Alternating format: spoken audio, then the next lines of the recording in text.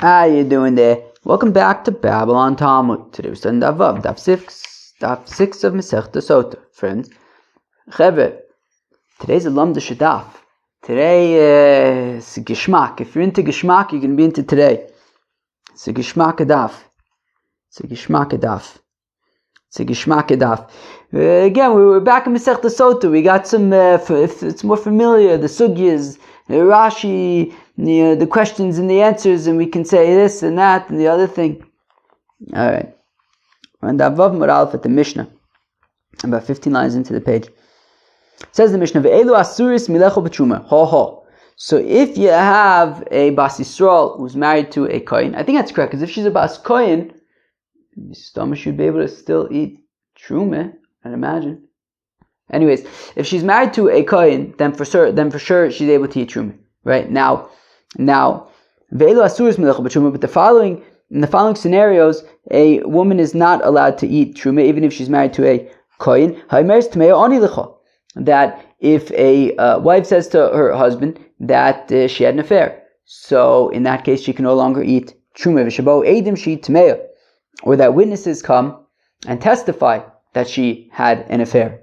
Ve'omeres eini shosa, or if you have a sotah who refuses to drink the water, since she cannot eat truma anymore. V'shabayla eini rotza la'ashkosa, or if her husband doesn't want to, he doesn't want to do it. He doesn't want to, do this whole sotah thing. So he just doesn't say anything. But she can no longer eat truma. V'shabayla ba'aleh baderech, or if on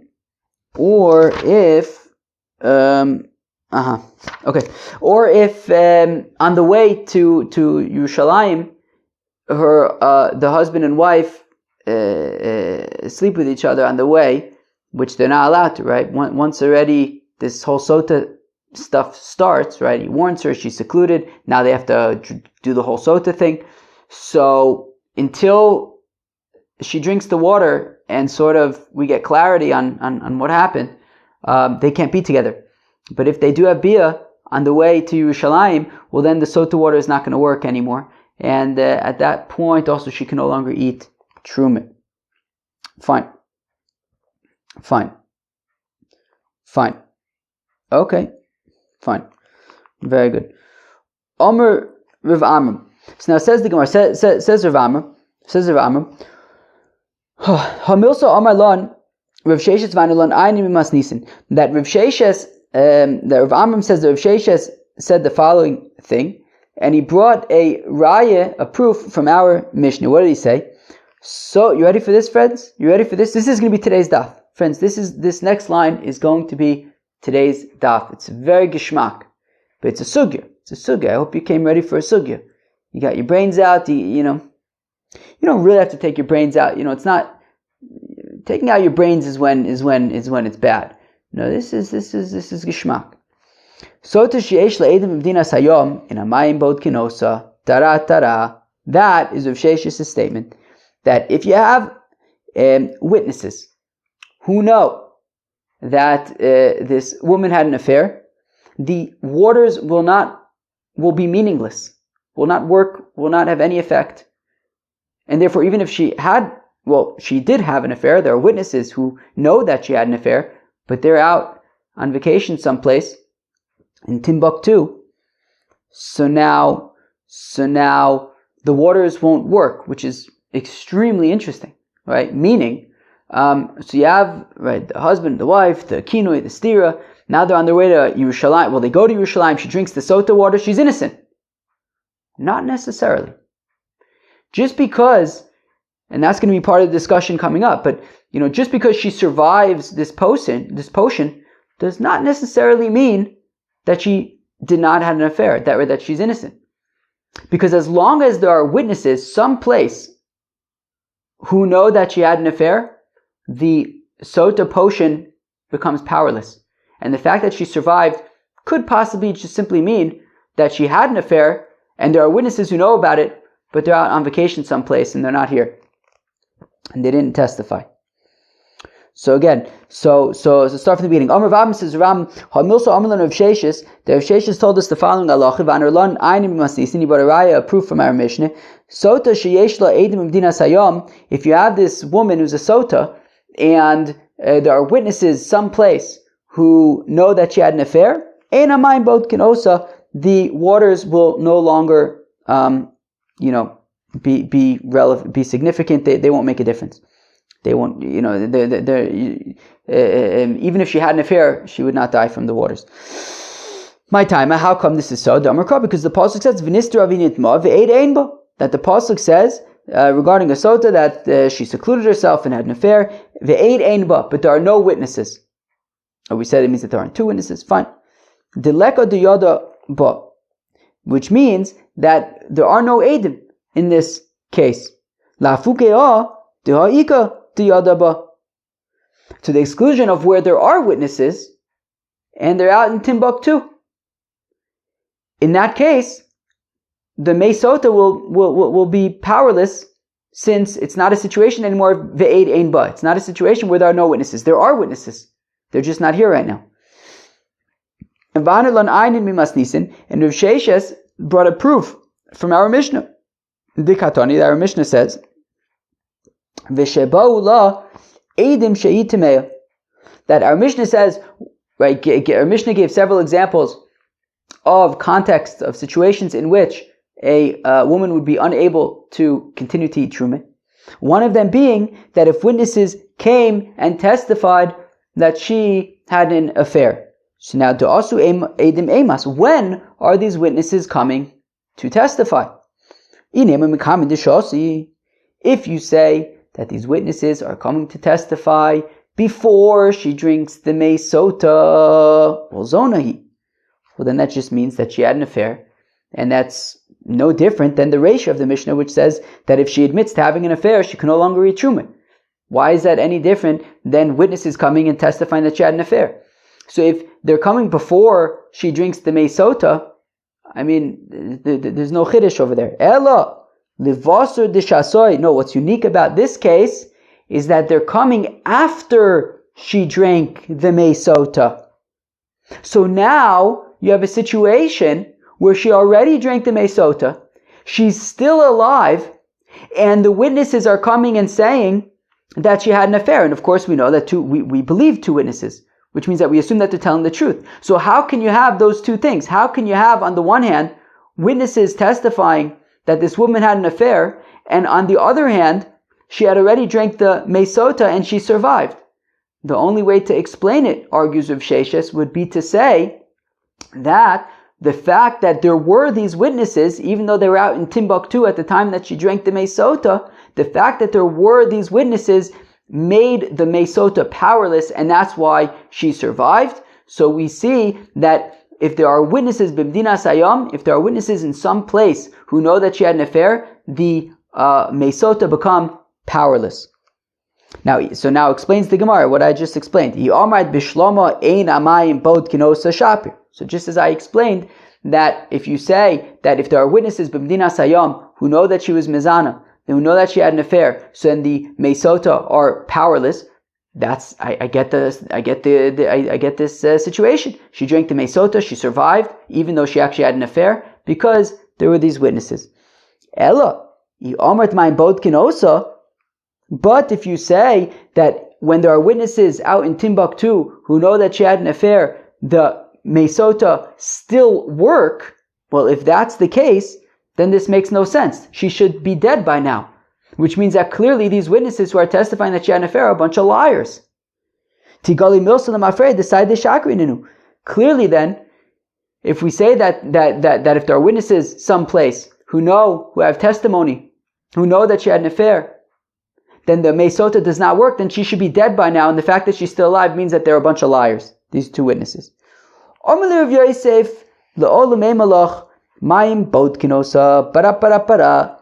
Rav Yosef argues with Rav Sheshes and says, I'll actually argue that the Sotah still work. I will argue that, says Rav Yosef, when you have witnesses out in Timbuktu who know that she had an affair, it doesn't matter. The Sotah will still work. Well, if that's the case, then how do you explain our Mishnah?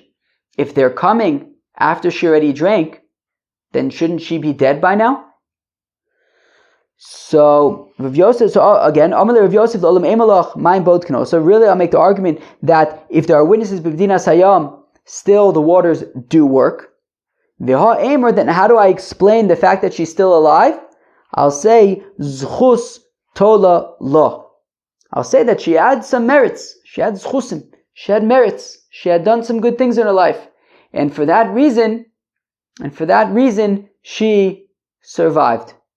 Because I can argue that because of some good things that she had done in her life, that is why she is still alive. So it's not because the fact that there were these witnesses in Timbuktu that prevented the Sotah from working. No, even with the witnesses in Timbuktu, the Sotah would still work. The reason why she's alive is because maybe she's done some good things in her life that on account of that, it's kind of, she hasn't died yet.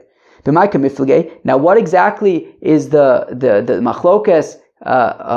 What exactly does the machlokes between Rav Yosef and Rav Sheshes revolve around? B'misnavna, regarding the deterioration of a woman who in a situation of zchus tola. B'misnavna the Rebbe's opinion of deterioration. Ditnan, as we learn in a Mishnah on Daf Chav Beis, Rebbe Omer says, Rebbe zchus tola b'mayim amorim, that when it comes to Sotah, if she has merits, so then she will not die immediately. At the same time, though, she won't be able to have any more children. She won't be able to, become better in whatever ways, to thrive. Now, rather explains Rebbe, if she has merits, well then she won't die immediately, she'll just kind of degrade until eventually she kind of dies the Sotah death, which is a unpleasant seeming death, an unpleasant sounding death. Okay, so Rebbe says, Rebbe's opinion is that she kind of, if she has merits, she doesn't die immediately, she just kind of deteriorates. So now Rav Sheshes Savar bein l'Rebbe uvein l'Rabbanon. Now Rav Sheshes' opinion is that both according to Rebbe as well as according to the rabbis who argue on Rebbe, they both agree that Havi Misnavna, they both agree that she would still deteriorate. The question is, while Rebbe says that at the end she will die the death of a Sotah, the Chachamim argue and say that she wouldn't. But they both agree that she would at least deteriorate. And therefore, according to Rav Sheshes, either way you cut it, it would be clear that, if the waters were working, well then she wouldn't just be healthy, right? So meaning Rav Sheshes' argument is that the fact that witnesses can come later, can come after she's already drank the Sotah, and she's currently 100% healthy, and they're coming and testifying that she had an affair, and now she can no longer eat truma. So clearly the waters didn't work. The fact that they knew testimony, argues Rav Sheshes, and yet she was unaffected entirely by the Sotah, she didn't even deteriorate at all, clearly means that the Sotah were ineffective because of the fact that these witnesses had testimony. That is Rav Sheshes' argument. Whereas for Rav Yosef Sover, the Rebbe avi misnavna, but l'Rabbanan lo avi misnavna. But Rav Yosef argues that no, only according to Rebbe would she deteriorate. But according to the rabbis who argue on Rebbe, and ostensibly who we would hold like, their opinion is that she would not deteriorate. And therefore, right, meaning Rebbe's opinion is that zchus tola, and she deteriorates, but according to the rabbis, if she had some merits, she wouldn't deteriorate at all. And therefore, it could be that it could be, according to Rav Yosef, that even if there are witnesses out in Timbuktu who know about this affair, that the Sotah would still be effective. Well, then how do you explain why this woman is still alive and healthy when the witnesses finally show up to testify after she's already drank the Sotah? Because maybe she has merits. And it's only Rebbe's opinion who says that she would deteriorate. According to the rabbi, she wouldn't deteriorate at all. and therefore she's entirely healthy, but not because the Sotah water doesn't work, but because she had merits, and on account of the merits, that is why she's entirely healthy. So therefore, Rav Yosef's argument is that if there are witnesses out in Timbuktu who know that she had an affair, that would not affect in any way the power of the Sotah potion. And the way to explain our Mishnah, where these witnesses are coming later, is that she had merits. Okay, so Rav Sheshes says that if there are witnesses out in Timbuktu, so then the Mei Sotah become powerless. And Rav Yosef argues that if there are witnesses out in Timbuktu, great for them, the Mei Sotah will be as powerful as ever. Okay, now Mosiv Rav Shimi Bar Ashi. Rav Shimi Bar Ashi take as a kasha on Rav Sheshes. You ready for Rav Shimi Bar Ashi's kasha? Rav Shimon Omer, that Rav Shimon argues against this concept of zchus being tole. Ein zchus tole b'mayim mamorim. Rav Shimon says, no way. She may be a very good woman. She may have many merits, but we have to have trust in our systems. Meaning, if the Torah prescribes that there is this idea, there's this concept of Mei Sotah, that you have this woman, the whole thing, the affair, the warnings and everything, and we take her to Yerushalayim, and we make this water thing, and we erase Shem Hashem, and this whole thing. And the way it's sort of described is that if she's guilty, she dies. If she's innocent, she lives and she thrives. So we need to sort of keep it as black and white as that, right? Our systems need to be trusted. We need to be able to know that if this woman came to Yerushalayim and drank the Mei Sotah, then that's the moment of truth. If she dies, she's guilty. If she lives, then she's innocent. But if you say, but if you say that actually, it's not so clear actually. Because it could be that the reason why she survived is not because she's innocent, but it could be that she's just done some good things in her life. You basically cheapen, you weaken the Mei Sotah for all of the women who have to go through this thing.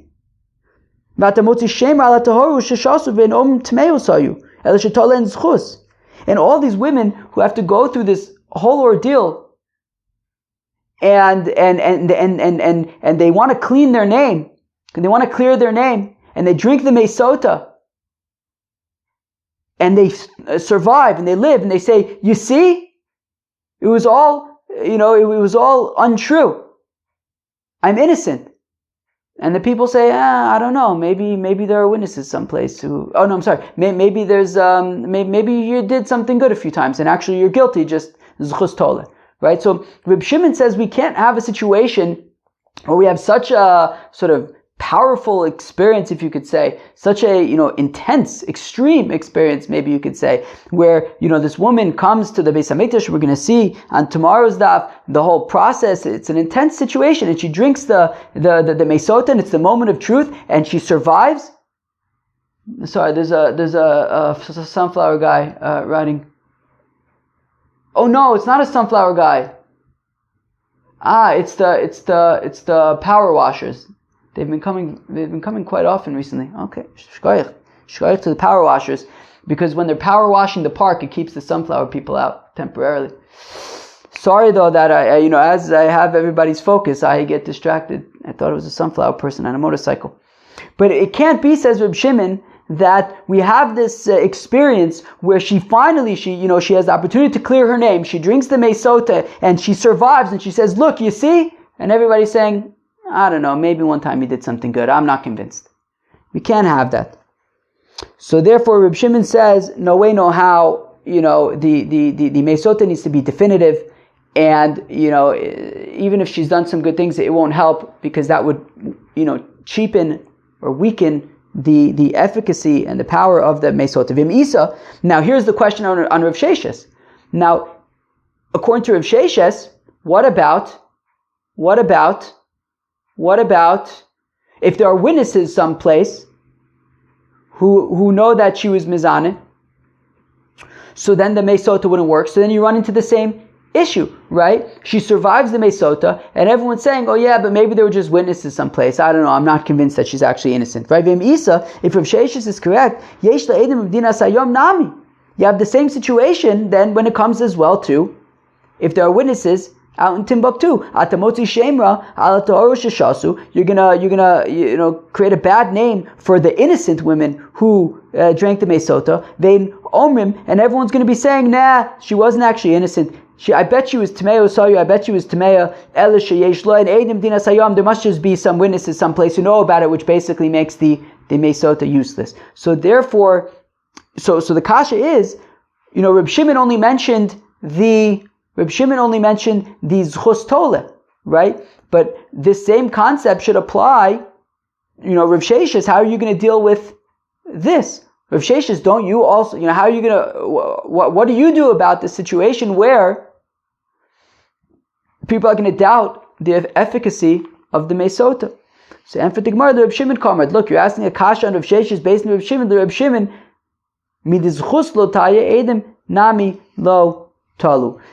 Look, Rav Shimon would say the same thing by edim. Look, Rav Shimon's opinion is that you have to have the absolute certainty in the Sotah, and therefore, just like Rav Shimon says that zchus can't be tola because it would make things confusing, so he would also say that edim in Medina Sayam would have no effect as well because we have to be able to have trust in the Sotah. But not the rabbis argue on Rav Shimon, and you could say that it wouldn't be a problem with the edim in Medina Hayam according to Rav Sheshes.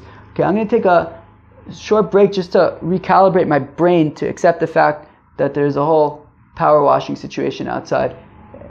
It's very loud. Do you hear it? Probably not. You must hear that. It's very loud. My neighbor goes out and yells at them sometimes. But there's not much you could do. I don't have a problem with this. They're doing their job. But their job is very noisy. But it's alright, I don't mind. So now we have another kasha on Rav Sheshes. Now we have another kasha on Rav Sheshes. Very interesting. Mosiv Rav asks a kasha, ve'elushim chosein nisrafos. Then the following situations, the korban mincha of the sotah is burned. Okay, a korban mincha, a sotah offers a barley offering, an offering of barley flour, and so sotah offers a mincha, and in the following situations, we don't offer the mincha, the flour offering. We have to just burn it, not in the mizbeach. We burn it like by the Beis Hadeshin. We get rid of it. We destroy it. How meres tmei ani? If after having brought separated the mincha, it hasn't been yet been offered on the mizbeach, but then she says, you know what? I admit I had an affair. V'shabou la edim shei tmeya. Alternatively, if witnesses came and testified that she had an affair, in both of those cases, we would burn the mincha, to basically destroy it. De'asu edim emas. So now, when we say that these witnesses came to testify that she had an affair, then we destroy the mincha. So when are they coming to testify? That if you say, well, they came before the flour was ever placed in the klei asharis, because the flour for the mincha they would put into the klei asharis, and then they would take out a kometz from it, and they would offer on the mizbeach. So if we say that it's before the flour was ever put into the klei asharis, so tepuk lichulin. Well, if they never, right? Because what happens is once the flour goes into the klei asharis, it becomes kadosh kedushas aguf, right? It becomes holy, and therefore you can't just it can't be chulin, and therefore you have to burn it. But if it hasn't yet gone into the klei asharis, so then it's not holy yet, and just okay. Well, she, the witnesses came, said that she had an affair. We don't need to do this whole sotah anything. We know what we need to know. And the flour was never put into a klei asharis, so it should just be chulin. So levasu de kadosh. So it must be that the witnesses are coming after the flour was already put into the klei asharis, and we're saying that we have to burn it. Now, so now I understand why you would have to burn it if even when there are witnesses in Timbuktu, the waters are still effective. So in that case, we were on track to have a Sotah situation, right? Yes, there were witnesses in Timbuktu who knew that she had an affair, but they hadn't come yet. They're out in Timbuktu. And we don't know that they exist. And we're going weiter with the Sotah situation, and we're putting the mincha in the klei, and we're gonna, finally we'll get up to the situation where she's gonna drink, and it's gonna be effective. So now when the witnesses come after the flour was already put into the klei and they're holy, and we're stopping the process in its tracks. So what do we do with this flour? We have to burn it. So we see that flour was on track to be offered. And therefore, now when the witnesses come and testify that she had an affair, we have to burn it. And initially, when the flour was put into the klei sharis, it became holy. That's why we have to destroy, that's why we have to burn the mincha. But if you say like Rav Sheshes, that the waters will be ineffective, that if these witnesses are out in Timbuktu and they know that she had an affair, the waters are ineffective, well then that means Tigali Milson Mafer, that means that retroactively the Chikadosh Meikar B'Tos Kadosh V'Tepuk L'Chulin. Then that means that Memele, when this barley flour was put into the Klei Hasharis, it was a mistake. Because there were witnesses out in Timbuktu who knew that she had an affair, which means that the Sotah are going to be completely ineffective, which means that you shouldn't be doing any of this stuff. So putting the barley flour into the Klei Hasharis was a mistake. And as Rashi points out, it's nice to be able to quote Rashi again. It's somewhere in the middle of the thin lines. I'm just going to read it quickly. That Klei Sharis only makes something holy if they're fit to be put into the Klei Sharis. But if it's a mistake, and if we're saying that the witnesses out in Timbuktu, the knowledge of their that she had an affair makes this whole process moot. Well then, clearly, this barley flour was put into the Klei Hasharis mistakenly, and therefore they shouldn't be holy. So they should just be chulin. Why do we have to destroy them? Why do we have to burn them? That is the kasha on Rav Sheshes. Rav Yehuda midiskarta kagon shezinso basar. Do you hear that? It says Rav Yehuda midiskarta. Well, actually, this affair happened in the Azara, meaning the affair that these witnesses have testimony about happened after the flour was already put into the Klei Hasharis. So at the time that the flour was put into the Klei Hasharis, she's a Sotah. We don't know if she had an affair or not. Then in the Azara, she had an affair, and that's what the witnesses know about. And so in that case, the flour that was put into the Klei Hasharis were legitimate Sotah flour, and that's why we have to burn it. That when the barley flour was put into the Klei Hasharis, it was properly put into the Klei Hasharis, and that's why we have to burn it. For Mishashi says, how the heck would she have an affair in the Azara? Isn't she being escorted by the Kohanim the whole time? So the Gemara says, yes, those two things are not mutually exclusive. Who do you think she had an affair with? The Kohanim. What the heck is going on outside? What the heck is going on outside? The heck is going on outside? I think there's a sunflower situation outside. 1 second, let me check. Wow, major sunflower situation. I don't know. I mean, I guess it's a public park, but there are people who live here. Anyways, okay. Fine. So okay, fine. So we say that maybe Davka so maybe Davka she had an affair with the Kohanim, and therefore when the flour was initially put into the Klei Hasharis, she was a Sotah at that time. Fine. So Rav Ashi says, I don't know. That seems a little bit out there. How about this? that she had to go to the, I guess it's still kind of out there, because it still assumes that, right, that she had an affair in the Azara. But Rav Ashi so Rav Ashi says, well, it could be that she went to the bathroom, and then when she was in the bathroom, she had an affair there. Okay, fine. Right, like the Kohanim, like with her, like every second, she can go to the bathroom, and maybe she had an affair there. So Rav Papa, there's like a sunflower person outside just yelling and screaming. Okay. Rav Papa Omar le'olam kedaminon meikar. So Rav Papa says, one second, no, this is a little bit out there to say that right, that she had an affair in the Azara in the middle of the Sotah proceedings. So it says Rav Papa, no, forget about that. She didn't have an affair in the middle of the proceedings. And it's talking about a situation where it was a regular Sotah situation, and the witnesses came after the flower offering was already put into the clay sharis. So now the Ka'amar tepuk l'chulin, but you suggested that according to Rav Sheshes, then I don't understand why you should have to burn them, right?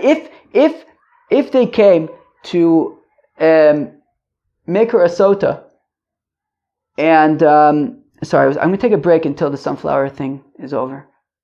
Okay, so it's talking about a situation where so they came because she's a Sotah, and they put the flower in the klei hasharis, and then the witnesses came and testified that she had an affair. Now, if you're Rav Sheshes and you say that if there are witnesses someplace who know that she had an affair, then this whole thing is unnecessary. Well, then the flower should just be chulin, right? It shouldn't be.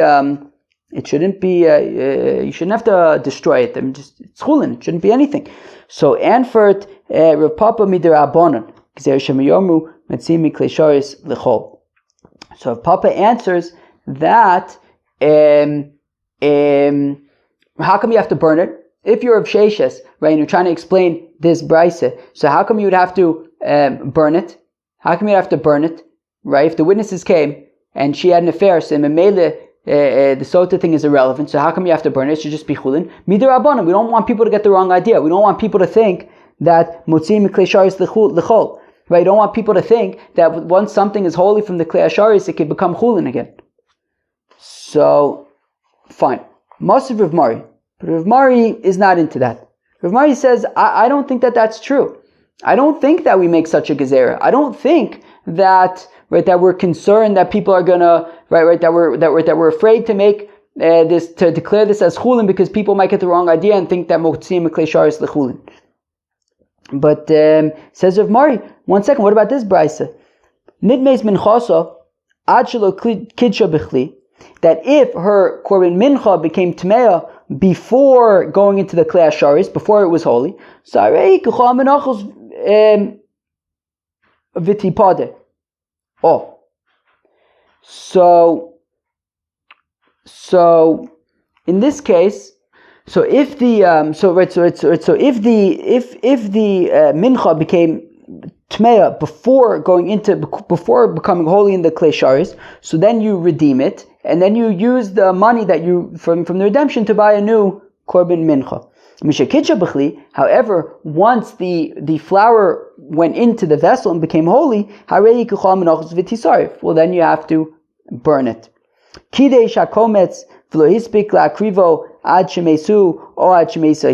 If they had separated the fistful, but they didn't yet burn it on the mizbeach, and then the husband dies or the wife dies, now what do you do? So you have to burn the flour. If they separated the komets, they burnt the komets on the mizbeach, and now that means that the rest of the flour the kohen can eat, but the kohen hasn't yet eaten it, and then the husband dies or the wife dies. It can be, the kohen can still eat it. Shala sofek bas mitchila, because the reason why you brought the mincha was because she's a Sotah, and we don't know. As part of this whole Sotah process, Kipra Sveika V'Alchala. And this mincha did its job, right? We don't know, did she have an affair, don't we have an affair? Part of what you do is you offer this korban mincha.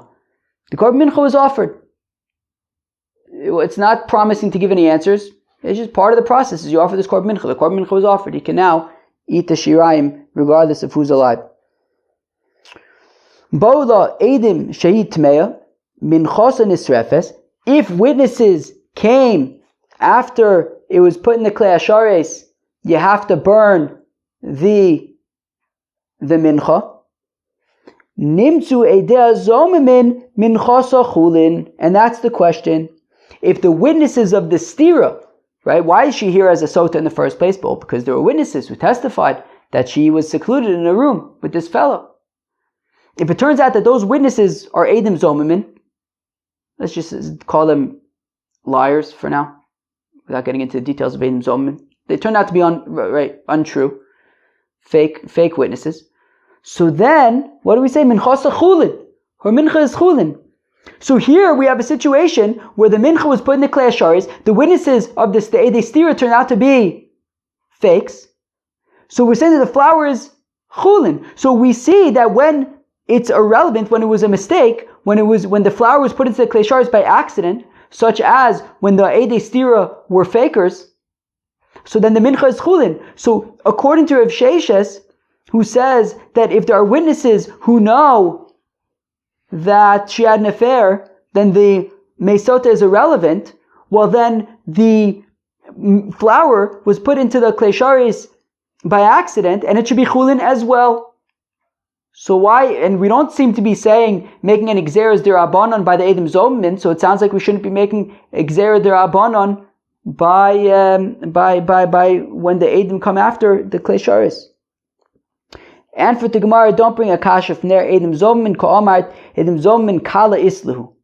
No, that's not a proof against Rav Sheshes, because, yeah, fine, by edim zomimin, we say that the flour could be treated as chulin, because nobody's actually going to get the wrong idea by edim zomin and think that you can take, that something from a klei hasharis could actually become chulin, because by edim zomimin, people know about it, people hear about it, people know about it, and therefore, yeah, people will know that that the flour is treated as chulin because the edei stira were fakes, and that's why everything was irrelevant and it's chulin, which is not the case when it comes to the edim coming after it was put in the klei hasharis. People don't realize the ins and outs of the halachas, and therefore they might think that something from a klei hasharis could actually become chulin. Fine, and therefore you can argue that you'd have to make the gzera there. Tani kavose de Rav Sheshes. So now finally the Gemara actually says, I'll bring you a brisa in support of Rav Sheshes to prove that when witnesses come later, then that if there are witnesses who know about the affair, then the mesota are ineffective. Tani kavose de Rav Sheshes v'lo mitayme, but it's not for the reason that he brought. Rav Sheshes had brought the reason of ve'ed ein ba. But if there are witnesses, then the sotah is irrelevant. But rather, this brisa brings from the pasuk tehora that it says that lo nitma isha utehora, he says the pasuk v'niksav nizo azara. So tehora, when it says tehora v'lo sheyesh la edim b'dina sayam, or that if she is pure, but not in a situation where there are witnesses who know someplace, in Timbuktu, who know that she had an affair. In that case, the mesota would not work. Utehora, there's an extra vav from which we learn out velosha tosul azchus, and also if she had some kind of merits, so then the waters wouldn't check. He velosha yisu vidnu ba Moses ba lavona, and from the word he we learn out that it excludes a situation where it's public knowledge that she had an affair, that even the women who are weaving in the moonlight know that she had an affair. In that case, also the waters would be ineffective. So we see that from this brisa, that if there are edim b'dina sayam, then the mesota would be ineffective. Reb Shimon. Now, according to Reb Shimon, who had said earlier that zchus is not tole by a sota, so nihi devav lo darish. So granted that, okay, so clearly he's not learning out from utahora, right? Because we said from tahora we learn out v'lo sheyesh la edim b'dina sayam, utahora v'lo shetasol zchus, and not if she has some kind of a merit.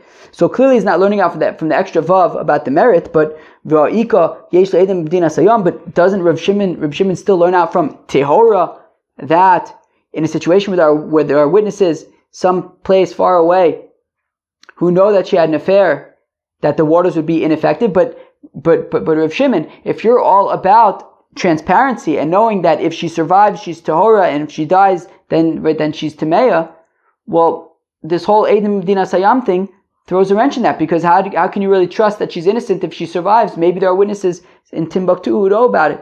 So lo shchicha. So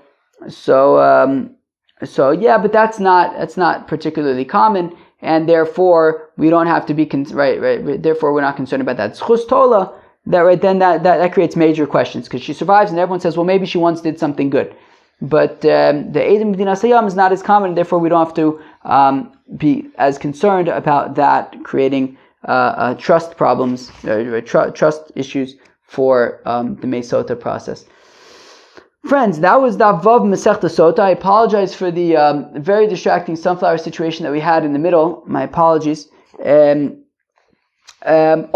So today's sugya, I think, was very, very interesting. It was the sugya of when you have Eidim, witnesses someplace far away who know about the affair, does that have an effect on the effectiveness of the Mei Sotah?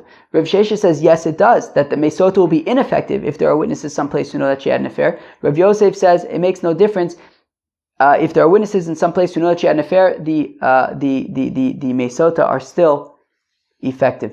Friends, that was Daf Vav of Masechta Sotah. I hope you enjoyed. Peace out.